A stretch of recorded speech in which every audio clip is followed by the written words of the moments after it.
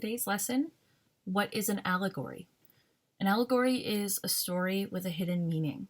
Allegories are used to teach a moral lesson. In most allegories, the hidden story has something to do with politics, religion, or morality, subjects that are usually difficult to understand directly. Allegories are easier to understand and fun to read.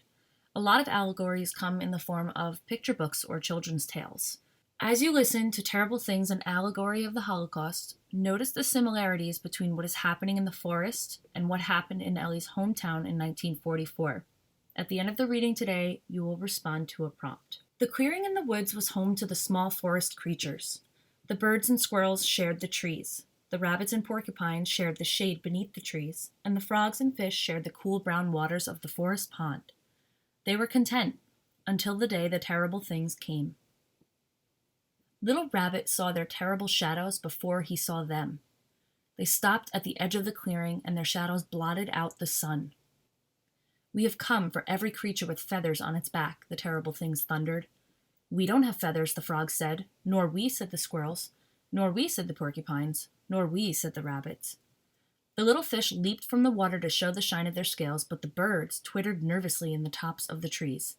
Feathers! They rose in the air, then screamed away into the blue of the sky.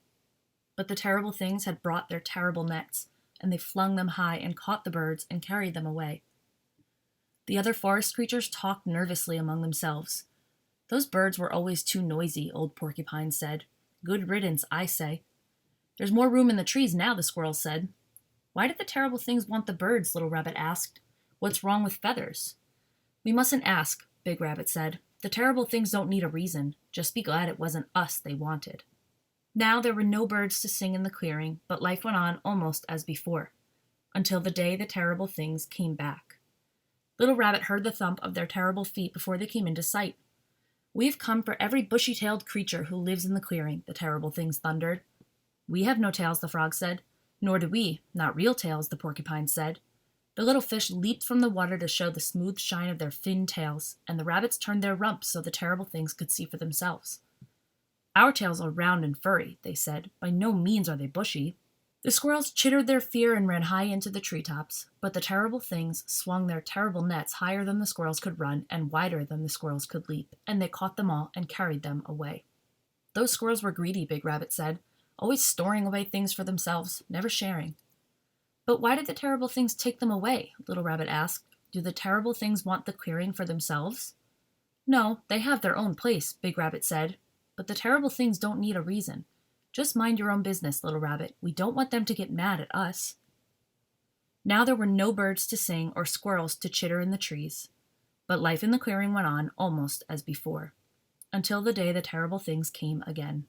Little Rabbit heard the rumble of their terrible voices. "We have come for every creature that swims," the terrible things thundered.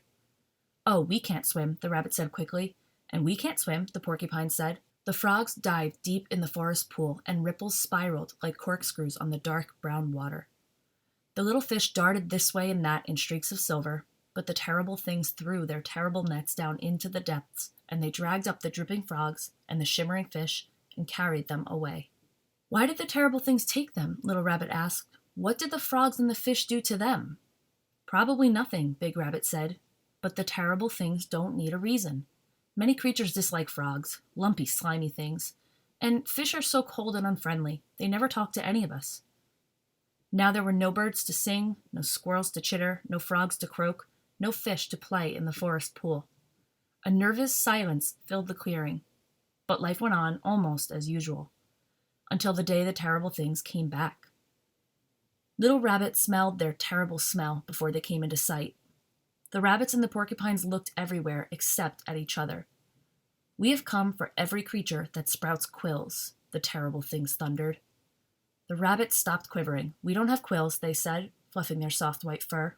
The porcupines bristled with all their strength, but the terrible things covered them with the curl of their terrible nets, and the porcupines hung in them like flies in a spider's web as the terrible things carried them away. "Those porcupines always were bad-tempered," Big Rabbit said shakily. "Prickly, stickily things." This time, Little Rabbit didn't ask why. By now he knew that the terrible things didn't need a reason. The smell still filled the clearing, though the terrible things had gone. "I liked it better when there were all kinds of creatures in our clearing," he said. and I think we should move. What if the terrible things come back?" "Nonsense," Big Rabbit said. "Why should we move? This has always been our home, and the terrible things won't come back. We are the White Rabbits. It couldn't happen to us." As day followed peaceful day, Little Rabbit thought Big Rabbit must be right, until the day the terrible things came back. Little Rabbit saw the terrible gleam of their terrible eyes through the forest darkness, and he smelled again the terrible smell. "We have come for any creature that is white," the terrible things thundered. "There are no white creatures here but us," Big Rabbit said. "We have come for you," the terrible things said. The rabbits scampered in every direction. "Help!" they screamed. "Somebody help!" But there was no one left to help, and the big circling nets dropped over them, and the terrible things carried them away. All but Little Rabbit, who was little enough to hide in a pile of rocks by the pond, and smart enough to stay so still that the terrible things thought he was a rock himself. When they had all gone, Little Rabbit crept into the middle of the empty clearing. "I should have tried to help the other rabbits," he thought. "If only we creatures had stuck together, it could have been different."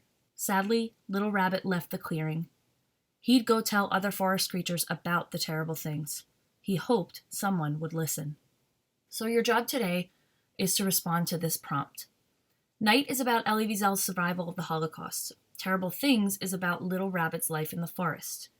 Discuss the parallels or the similarities between what is happening in the forest and what happened in Elie's hometown in 1944. You guys can compare characters like the Little Rabbit or Elie or Moishe the Beetle or Ellie's dad or the Porcupines, or you can simply compare events. I want you to think about what the terrible things represent. Think about the imagery in the story and the message behind what Eve Bunting is trying to say, and compare it to what you've read so far about how Ellie's life changed in a matter of a couple of years. Your task today is to respond to this prompt. You can do this in one of two ways. Option 1, you can type your response. It must be 5 to 10 sentences long. Option 2 is a video response. You would submit a 1 to 3 minute Flipgrid video in response to today's prompt. Regardless of which option you choose, this rubric will be used to score your response. You will receive a score from 0 to 3 for each of the categories below. If you get a 3 in this category, it means you've exceeded expectations. 2 means you've met them. 1 would be approaching, 0 would be below. The entry addresses the prompt and answers each part of the question in detail. The entry is neat and organized and stays focused on the prompt. It is evident that you participated in sustained, focused writing or speaking and demonstrated effort. The entry is expressive and honest and doesn't hold back opinions or theories. The entry is detailed and well explained. You refer to examples from the text or texts to support your thinking. This will score you extra points. And finally, you accurately identify logical parallels or similarities between the picture book and the novel, so what you're comparing actually makes sense. Okay, so now that you're done watching the video, scroll down on the Canvas page and click on the link to complete this assignment. If you click on option 1, it will bring you to a Google document and your instructions will be in the Google Doc. If you click on option 2, it will bring you to Flipgrid where your instructions are more detailed. This is due by 11:59 tonight. Good luck and message me if you have any questions.